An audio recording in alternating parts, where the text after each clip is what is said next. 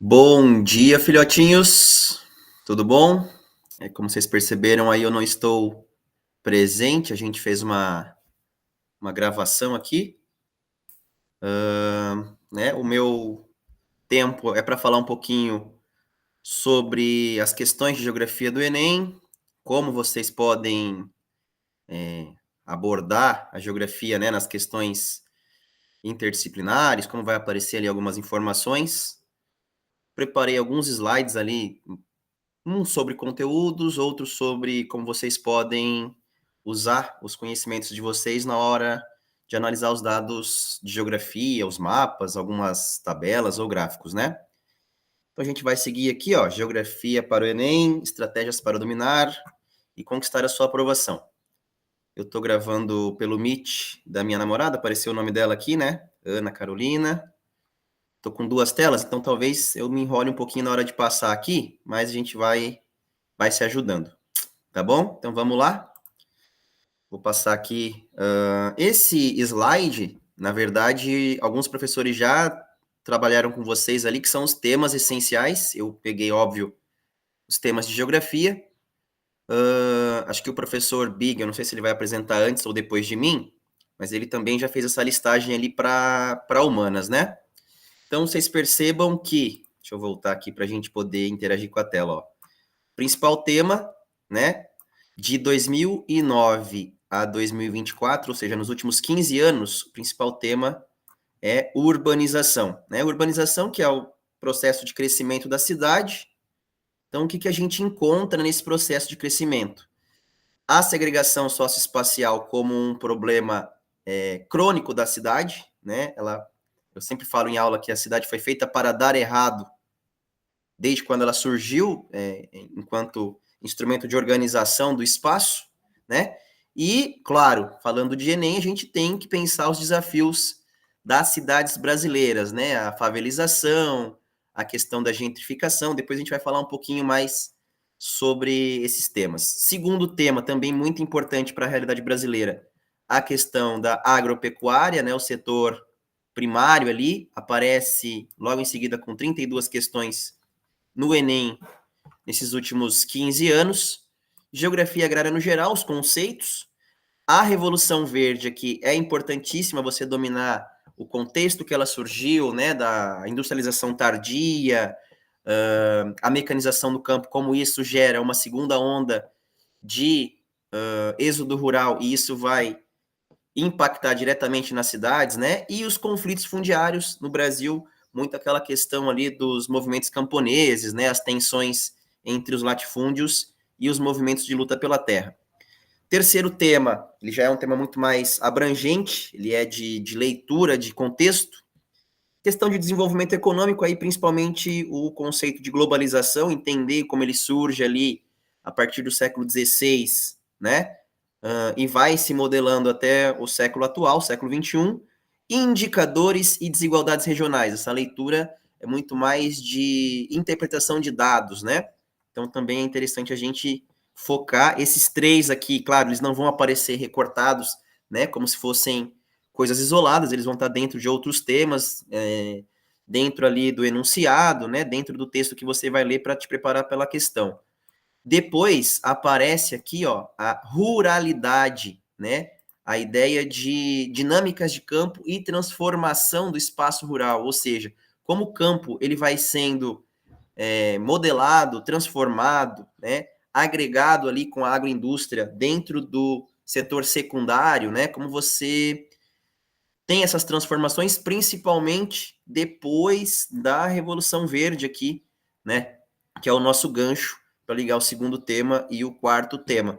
Né? Passando aqui rapidamente, vamos para o próximo slide com temas que também aparecem, né? A gente tem aqui, ó, meio ambiente. Esse tema eu acredito que possa aparecer até dentro talvez da redação, né? Eu dei essa dica ali para o pessoal que frequentou as últimas aulas. Pode aparecer a questão das tecnologias e da sustentabilidade, né? Das tecnologias modernas e como, por exemplo, a transição energética, ela envolve também impacto que a gente não consegue enxergar tão de imediato, né? A exploração dos minerais, a questão ali do Congo, que eu vou falar um pouquinho para vocês em sala, né? Eu fiz esse slide ali para mostrar em sala, acabou que a gente não abordou tanto ele. Mas como essa questão do meio ambiente ela está intrincada tanto para a sustentabilidade quanto para a exploração dos recursos e o impacto social que isso tem. Geopolítica aparece também, né, falando aqui ó, de blocos internacionais, as relações estratégicas entre países, né, nesses últimos anos aí tem sido um tema recorrente nos jornais, então é legal que você tenha repertório sobre isso. Geomorfologia, né, que é o estudo do relevo e dos processos que envolvem a transformação do relevo, né, intemperismo, erosão, os fenômenos naturais aí que vão modelando e formando a nossa litosfera. Movimento migratório, isso também é um tema bastante relevante, até porque envolve questões geopolíticas, envolve questões étnicas, né? Resvala ali na xenofobia, né? Então a gente tem a questão dos fluxos, deixa eu passar minha cabeça aqui para cima, questão dos fluxos populacionais e as causas dos deslocamentos, né? Causas e consequências desses deslocamentos. Climatologia, e aqui é análise de elementos, você dominar esses elementos e dos fatores que influenciam o clima como ele é, e a cartografia ela está em tudo, né? O último tema aqui ele aparece em 10º tema, mas ele está em tudo, porque vai aparecer mapa de espaço urbano, vai aparecer mapa de espaço rural, então o domínio da cartografia ela é essencial para a gente conseguir se sair bem no vestibular, né? Vamos lá, vou passar para o próximo slide aqui. Ó, ele está cortado porque ele deu a introduçãozinha aqui. Urbanização e agropecuária. De um lado, né, o espaço urbano, de outro lado, o espaço rural. Vamos ver aqui o que eu trouxe para vocês. Ó. Os conceitos chaves que a gente pode trabalhar no urbano e no rural. Então, a gente tem, isso é domínio de vocabulário, né? Conurbação, processo de unificação das cidades através do crescimento, até elas conseguirem se unir territorialmente, né? E formar uma única mancha urbana. Isso aí é domínio. Vocês aprendem isso aí lá no 8º ano, 7º ano, finalzinho do 7º, virado para o 8º, revisam no ensino médio e agora no 3º. Isso já tem que estar bem consolidado na cabeça de vocês. Qual é a consequência disso? Né? As cidades crescendo e compartilhando serviços, o fluxo mais intenso, né, vai acabar levando ali ao aumento da migração pendular, né, que a cidade ela acaba se transformando numa coisa só, né, as cidades acabam se transformando numa coisa só. A questão da metrópole, não confundir os conceitos em região metropolitana, é o efeito da conurbação. A metrópole é a cidade principal dentro da região metropolitana. Megalópole, a gente não tem no Brasil, mas é um fenômeno que vem acontecer depois da região metropolitana, quando duas delas se juntam, né? Segregação socioespacial, entender a diferença, né, entre segregação e exclusão é muito importante. A ideia de segregar é você criar um mecanismo que expulse as pessoas cada vez mais longe do centro das infraestruturas, né? Tem a ver com a gentrificação também. A cidade ela melhora, mas ela não melhora para os habitantes, melhora para o mercado, né? Então a segregação ela vem como uma consequência desses processos onde a cidade não é pensada para o povo, mas pensada para o mercado, né?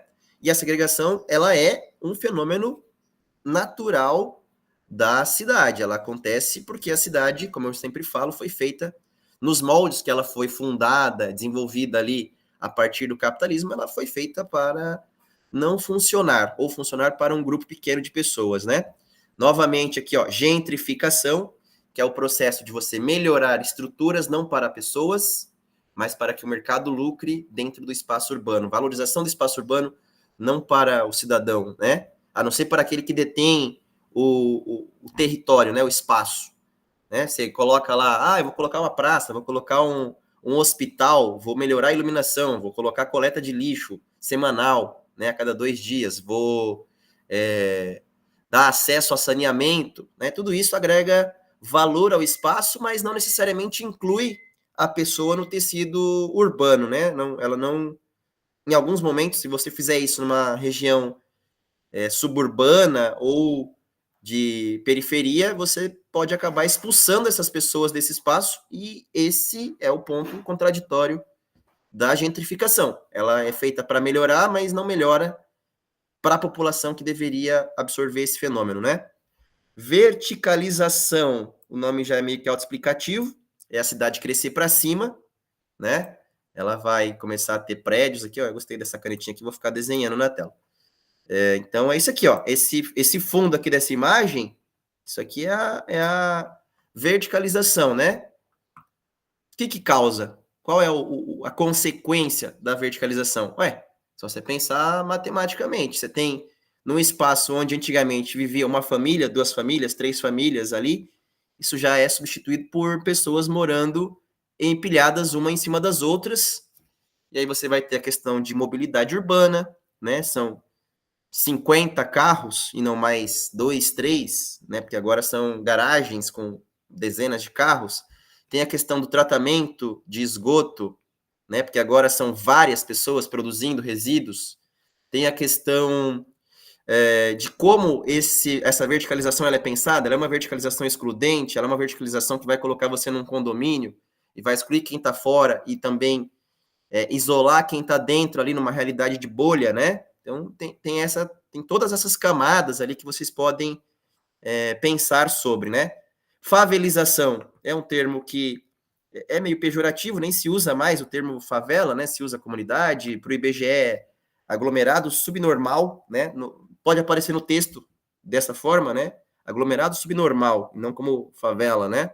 Mas a favelização é isso, é você expandir a cidade sem infraestrutura e criar espaços de favela, né? Desafios do espaço urbano: transporte público, o déficit habitacional, saneamento básico, desigualdade, né? O transporte público aí está em evidência nos últimos tempos por conta, né, dos debates que têm sido feitos tanto no Congresso, a nível federal, né, da gratuidade desse transporte. É legal vocês terem também repertório, talvez até por uma redação, acredito que não seja o tema, mas vai que, né? Na prova, dominar a interpretação de mapa, gráfico, essencial, entender, olhar para o gráfico e entender o que está sendo exposto ali, e texto sobre o direito da cidade. O direito da cidade eu aposto que vai aparecer de alguma forma ali nos enunciados. É legal vocês terem um repertóriozinho para poder falar sobre, ou não se perder ali, não se afobar, não ficar travar numa questão, né? Falar um pouquinho sobre agropecuária agora, que seria o espaço rural, né? Aquela aulinha básica, né, sobre os modelos de produção, modelo de subsistência versus modelo empresarial, a produção familiar, a produção de pequeno porte, a produção de policultura versus a produção que é para mercado, né? Como o Brasil se enquadra dentro disso? A gente tem movimentos camponeses, né, que são fortes e representativos ali no cenário rural, e também o agronegócio, né, como um motor ali, o que se vende, né, como motor da economia brasileira. A questão do latifúndio versus minifúndio, né, os modelos onde essas duas propostas se encaixam, e, claro, as implicações sociais e econômicas desses dois modelos, né? Outra coisa aqui, ó, volto a falar da Revolução Verde, isso é importantíssimo, dominar quando ela surgiu, qual foi o contexto, qual foi a consequência, né? Surge ali no momento onde a urbanização ela é crescente e o espaço urbano crescendo precisa ser abastecido por produção, e a Revolução Verde ela vem com uma proposta, né? Vem com o slogan de acabar com a fome muito entre aspas, e na verdade é uma estrutura que vai garantir a superprodução, a monocultura para exportação, para abastecer potências que já não têm o primeiro setor tão bem organizado. Cadeias de commodities. Isso aqui eu acho que vale uma ressalva pelo seguinte: é muito importante vocês conseguirem ter muito clara a diferença entre agroindústria, que é um setor que junta. Estou meio rinitado aqui. É um setor que junta o primeiro, da agricultura e da pecuária, com o segundo, que é a indústria, né? Só um minutinho. Então, agroindústria é uma coisa, agronegócio, eu fiz essa fala na última aula, que a agroindústria ela está dentro da cadeia produtiva do agronegócio. Então, se a gente tem uma linha de produção, a agroindústria ela está aqui no meio. Aqui na ponta está quem? Está o fornecedor de insumo, está o cara que vai fornecer as ferramentas, né? Está o cara que vai vender a mão de obra para trabalhar na terra, e aí você tem a produção aqui no meio. Essa produção vai para uma indústria ser processada, depois tem transporte, ela vai para uma feira, para um silo ser armazenado, e aí no final ela chega para o consumidor final. Então todo esse processo aqui, até chegar no consumidor final, você tem no meio a agroindústria e o caminho todo é o agronegócio, né? Então, por isso que se fala muito, né, que o agronegócio é o principal participante ali do PIB brasileiro, ele concentra justamente todas as atividades, não é só a produção lá, o fazendeiro produzindo no meio do caminho aqui, né? Deixa eu pegar aqui para vocês, ó. Outros pontos, né? O desmatamento no Brasil é um problema gravíssimo, né? O Brasil tem diminuído progressivamente, né? A gente saiu ontem, anteontem, não sei, que o desmatamento da Amazônia é o menor em 11 anos, né? Então, é um repertório que você pode usar. Teve ali um aumento, né? As leis ambientais deram uma flexibilizada nos últimos anos, mas você pode usar esse argumento novo aí de que o desmatamento ele tem caído, né? Nos últimos meses, ou nos últimos 2 anos, um ano ali. Uso intensivo de agrotóxicos. Um tema legal para vocês, se aparecer, né? Ou que se vocês quiserem dominar, é que o Brasil é um dos países que mais usa agrotóxico, né? A gente tem liberações que nenhum outro país tem. Isso é um problema grave, né? A questão de nem se usar mais o termo agrotóxico dentro do mercado do agronegócio, né? Eles usam uma palavra que é para embelezar, né? Que é o defensivo fitossanitário. Parece que está defendendo você de uma coisa, né, que é antinatural, mas na verdade é só para matar as pragas ali que atrapalham nessa produção do latifúndio, né, para aumentar a produtividade, mas isso tem consequências à saúde pública, tem consequências ao meio ambiente, né, é um problema aí que vocês podem também trabalhar. Aqui, a questão da concentração fundiária é um problema histórico no Brasil, né, remonta desde lá das capitanias, né, a questão aqui, deixa eu desmarcar aqui, a questão da forma como o território brasileiro foi distribuído, foi depois adquirido pela Lei de Terras, né? Lembra que lá em 1850 você tem 2 marcos muito importantes ali para o urbano e para o rural, que é a Lei Eusébio de Queiroz, que proíbe o tráfico de escravos, e logo na sequência, 3 meses depois, o Congresso do momento ali aprova a lei de terras, né, que permite a compra, a aquisição, sem necessariamente produzir algo nessa terra, e como isso vai definir a realidade brasileira por décadas, né? Até hoje a gente tem, embora tenha tido o Estatuto de Terras de 64, no início ali do governo militar, essa questão da concentração fundiária ainda é um problema. Então, como, por exemplo, o Brasil propôs por lei a reforma agrária e isso não acabou sendo aplicado de forma concreta, né? E ainda hoje a gente tem um cenário que é o pior, não sei se eu já falei isso em sala, mas acredito que sim, a gente tem o pior cenário global de concentração fundiária, considerando todos os países que são quantificados aí nesse dado, né? A gente tem 1% da população brasileira concentrando 48% das propriedades produtivas do campo. Então, é um dado relevante para vocês dominarem. Passando aqui, ó, como é que a gente vai usar esse conteúdo nas provas do Enem. Uso do solo, vai aparecer ali um mapinha com várias cores ou com várias texturas, né? Se é para agricultura, se é para pecuária, se é mineração, se é urbanização, se é espaço degradado. Produção é uma tabela, então vocês vão ter que olhar tabelas. E os conflitos históricos, né, que acontecem no campo, também é um tema que a gente tem que dominar, tem que ter repertório aí para conseguir se sair bem. Opa, abri aqui sem querer um negocinho. Vamos lá.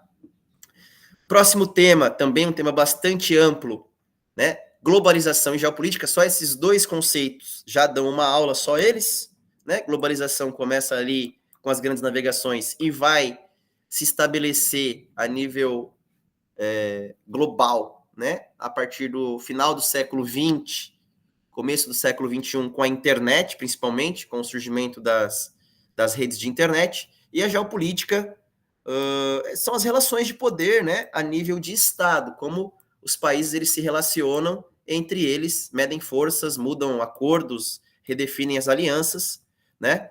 Interessante nesse sentido é a gente ter conhecimento de alguns conceitos principais, o PIB, né, que é a produção interna de um país ao longo de um período, pode ser mês, ano, década, né? IDH, que mede indicadores de desenvolvimento humano, diferenciar, né? Por que o PIB é um conceito capenga para medir desenvolvimento, enquanto o IDH ele te dá uma visão mais ampla, né?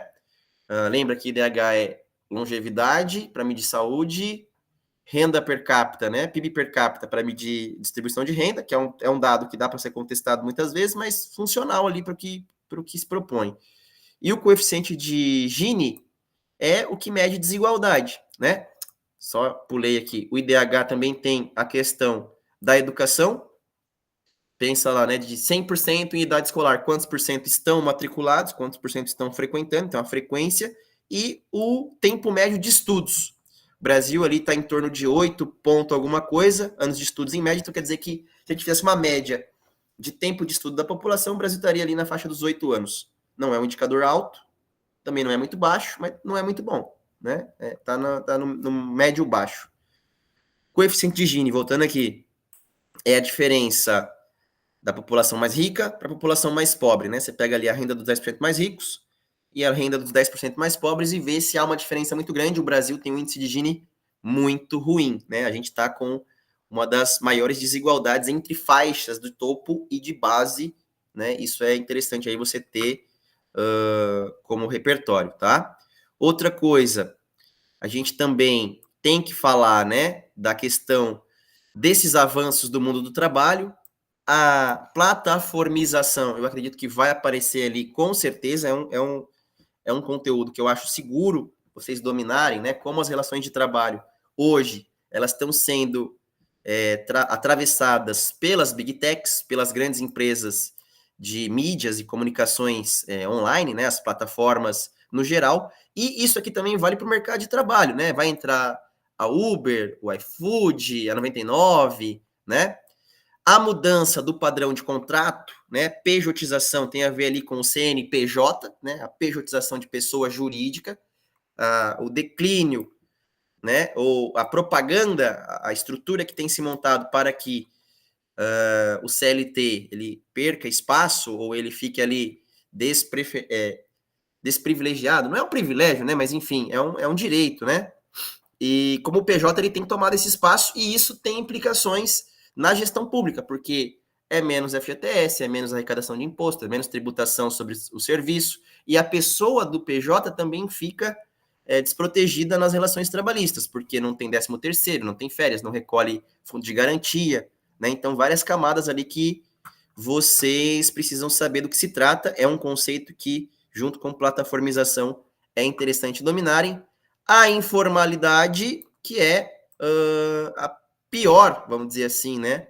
A expressão do mundo do trabalho, que é você estar ali empreendendo sem ser PJ. É o cara que vai lá fazer o que pode e tá à margem de toda e qualquer estrutura de leis trabalhistas, né? O cara tá ele é informal, ele não tá dentro do mercado formal, vai vender coisa na rua, vai prestar serviço sem registro, né? Esse cara tá na margem do tecido social do trabalho ali, né? Falar um pouquinho aqui, ó, globalização, a questão dos fluxos, como é que as coisas circulam no planeta, né? Os produtos, dinheiro, informação. Lembra que a gente está agora no capitalismo informacional, a quarta fase do capitalismo, né? Como a informação ela atravessa fronteiras de maneira cada vez mais rápida, né? Você consegue conhecer, saber notícias do outro lado do mundo de uma maneira quase que imediata. Aconteceu lá, daqui segundos você está sabendo, né?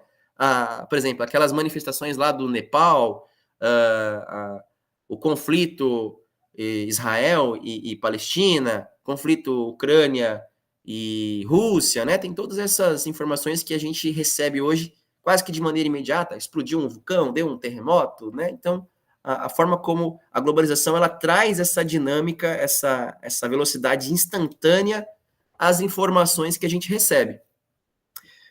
Questão centro-periferia global, né? E aqui o Brasil ele tem um protagonismo porque a gente, dentro do BRICS, né? Deixa eu ver se vai aparecer o BRICS aqui, não apareceu, mas aqui cabe, né? Falar sobre o BRICS, como a gente sai de uma semi-periferia global e busca posicionar ou reposicionar o Brasil e o BRICS, né? Dentro de uma nova política, geopolítica, dentro de uma nova divisão internacional, né, a divisão do Sul Global, e como isso pode redesenhar as relações nos próximos anos, né, é interessante a gente ter isso aí, e claro, os países hegemônicos, né, que vão formar ali o G6, depois o G7, a organização da OCDE, né, a própria ONU, que começou ali pós Segunda Guerra, né, e como ela desenha o xadrez global nesses últimos anos, revalidando, né, ou reforçando as forças de poder geopolítico.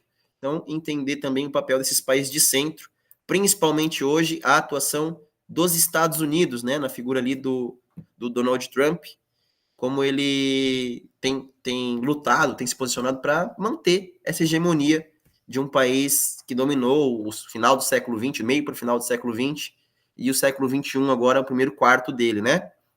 Geopolítica, o conceito de soberania, né? De um país que pode e deve, né? Manter o controle sobre os seus recursos, sobre as suas decisões democráticas, né?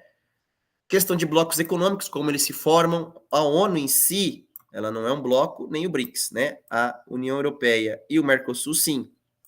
A ONU é uma organização de países formado pós-guerra e o BRICS é um grupo de países emergentes, né? Brasil, Rússia, Índia, China, África do Sul, mais a integração agora de 6 novos membros. Você tem ali Irã, Emirados Árabes, Arábia Saudita, Egito, fugiu agora.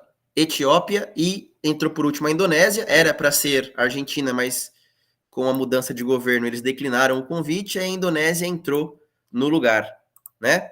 Questão de disputa de água pode aparecer, né, com relação ali às Big Techs, então dá para a gente fazer uma relação aqui de disputa de água com as Big Techs através do uso dos data centers, né, que são aquelas grandes infraestruturas para processamento de dados, envolve desde chat GPT, nuvem, servidores, né, acesso a catálogo de streaming, essas coisas que a gente acessa hoje no mundo da internet, elas envolvem sim a questão da água, porque para você ter um data center, você consome muita água. A questão dos minérios e terras raras também é um problema que está relacionado às big techs, às grandes, né, a Nvidia, a Apple, a Microsoft, né, que são grandes consumidores, né, o iPhone, que usa partes de minérios para os seus componentes. Então, é interessantíssimo você ter esse domínio, né?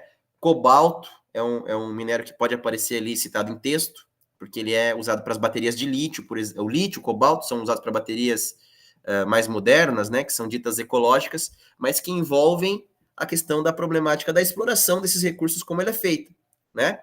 Então, são temas ali que vocês podem... Vocês verem que todos os temas, eles meio que se relacionam, né? Então, não tem um tema que vai aparecer isolado, eles sempre têm conexões entre eles. Falar aqui, ó, sempre relacione o recorte territorial e as questões de interesse econômico e político. Claro, você vai ter que entender que as coisas estão sobrepostas, interconectadas, né? Vamos para o próximo aqui. Deixa eu passar aqui. Climatologia, geomorfologia e hidrografia, tá ali, ó. Análise de estruturas de relevo.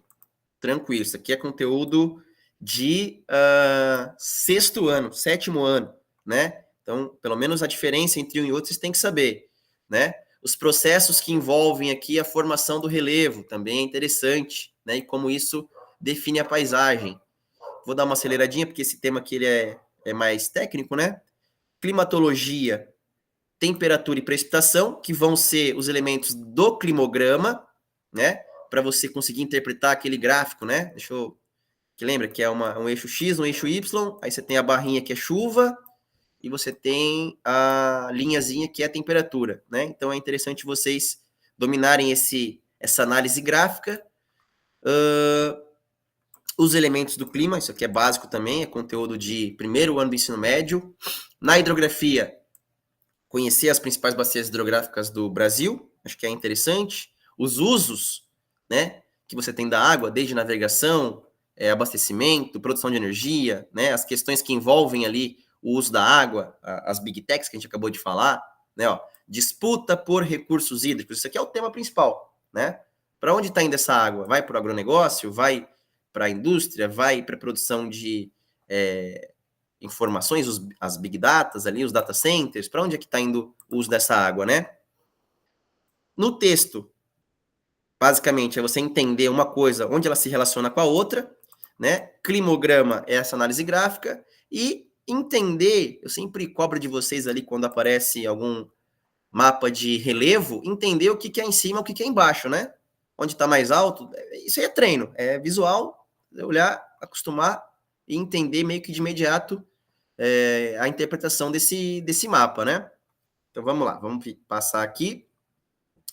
Migração e cartografia, eu dividi a tela em duas aqui, né? Ó, tá no mesmo slide, mas então migração tá aqui desse lado e cartografia aqui desse lado. Então vamos lá.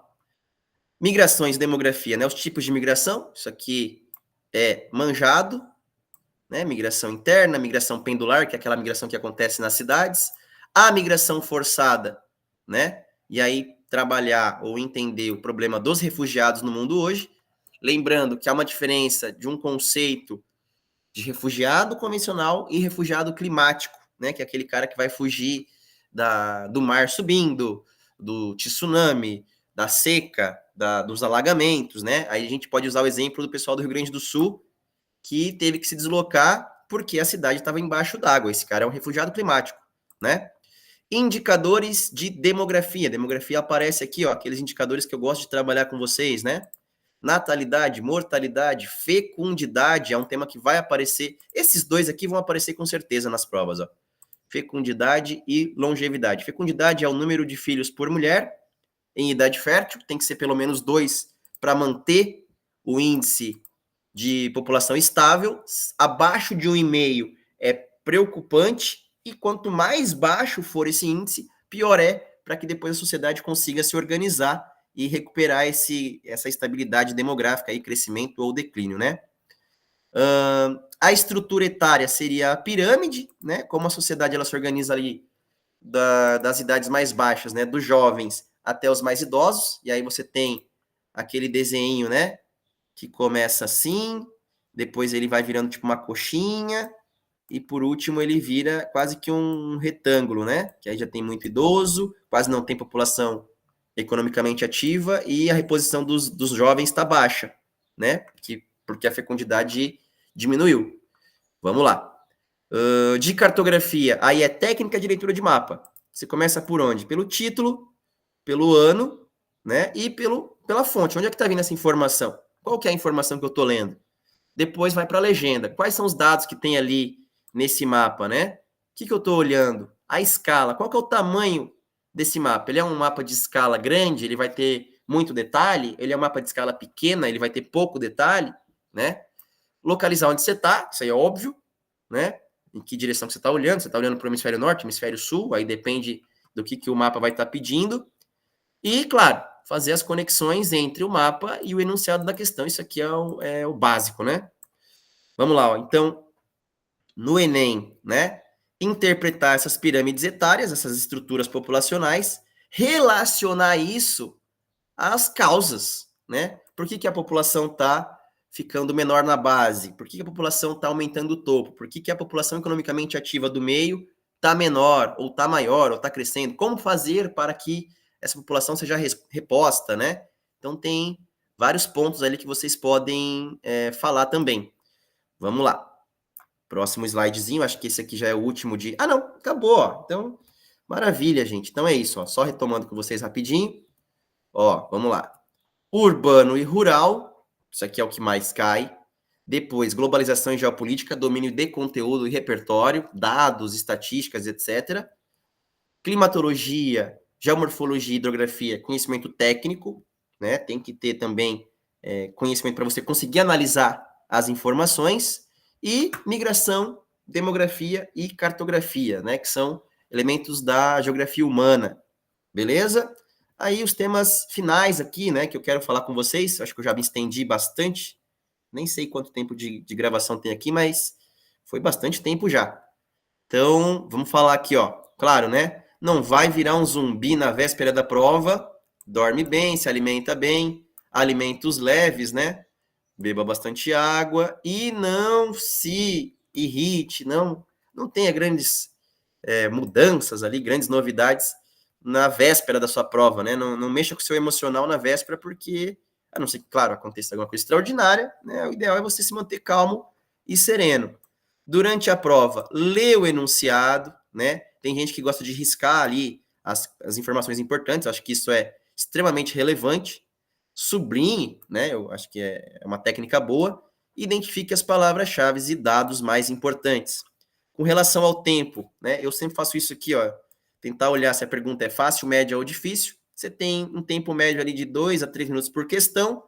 Deixa as difíceis que você travar para o final, né? Tem um pessoal que começa pela redação, eu acho que é interessante, mas aí só a estratégia você que monta, né? Já fazer aquele de marcar o xizinho na informação incorreta, aquela que você tem certeza que não é, prestar muita atenção, que isso aqui é o que mata, às vezes, a questão logo de cara, né? Em termos absolutos, sempre, nunca, somente, exclusivamente, né? Então, prestar atenção que, às vezes, isso aí é um detalhezinho que te dá essa vantagem. E, como o Enem, ele tem essa questão do enunciado te ajudar a responder, presta atenção na lógica do enunciado. Se ele está perguntando sobre uma coisa e você ficou em dúvida ali na hora de assinalar, volta para o enunciado e entenda o que ele está te perguntando. Não vai caçar pelo em ovo, né? Não vai inventar, porque não é o que o enunciado quer. Rotina de estudos. Isso aqui na véspera não adianta muito, né? Mas vamos lá. Ó. Estudar regularmente, ter rotina de estudos é muito melhor do que você chegar na véspera e achar que você é o Einstein e vai receber a bênção divina e vai gabaritar aquilo que você não estudou. Não adianta, né? Você tem que ter repertório, tem que ter rotina, o teu cérebro tem que estar treinado, né? É igual eu faço a analogia lá, se você é jogador de futebol ou se você é atleta, se você é bodybuilder, você não vai treinar 2 dias e vai disputar um campeonato, né? Não faz sentido. Revisões. Revisões curtas, né? De temas que você menos domina. Os temas que você domina, volta vez ou outra. Mas aquele que você tem muita dúvida, é esse que você precisa focar. Porque ele não está pronto na tua cabeça, né? Então é ele que você precisa focar ali na hora de fazer uma revisão mais profunda, tá? Na hora da prova, sempre, né? A gente fica na dúvida daquelas 2 alternativas ali e tem que usar o enunciado da questão como nosso amigo. Ele é o teu norte, né? Óbvio, chute justificado, é isso. Vai pelo enunciado, né? Vê aquilo que você acha que faz sentido e mata no peito e chuta pro gol, certo? Busque em textos longos sempre uma ideia central, né? Porque eles fazem isso para vencer você pelo cansaço. Então, leu ali um parágrafo, já meio que sintetiza ele em 1 ou 2 palavras. Vai para o próximo, né? Então, tem essa técnica ali de você mapear o enunciado, né? Controle emocional, isso aqui na hora da prova é o que vale, isso aí para a vida também, né? Então, meu, começou a travar, respira ali, ó, puxa, segura e solta, né? Vai no banheiro, lava o rosto, né? Mas dá uma. Não conseguiu ler, teu cérebro tá apagando o que você tá lendo a cada parágrafo, dá uma respirada, né? Se você quiser, a cada 15 questões, 10, 15 questões, faz uma pausa, larga o lápis, larga a caneta, né? Não se faz prova de lápis no Enem. E respira, né?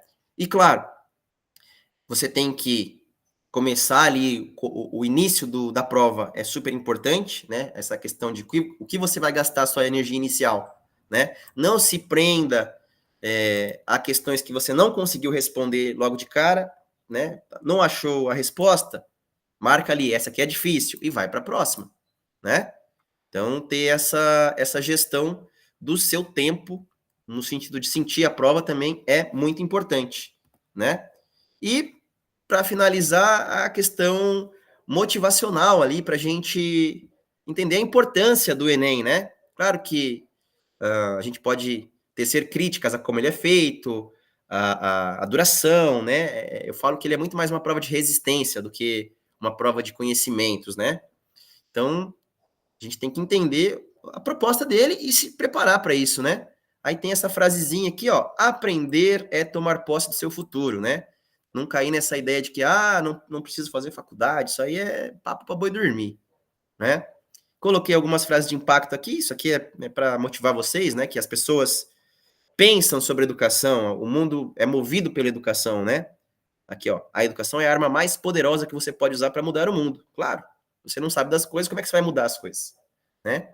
Aí tem a fala da Malala: uma criança, um professor, um livro e uma caneta podem mudar o mundo. Então, aqui, ó, pensamentos parecidos, né? E o Paulo Freire: a educação não transforma o mundo, a educação muda pessoas e as pessoas é que mudam o mundo. Então, se você tem acesso, se você tem essa vantagem de estar recebendo uma educação de qualidade, usa isso para mudar a sua vida, para mudar a vida dos outros, para mudar a vida da sua família, para te trazer um futuro, né? Que é o futuro que você escolher, não aquilo que vai cair no seu colo porque você apenas foi seguindo o fluxo, né?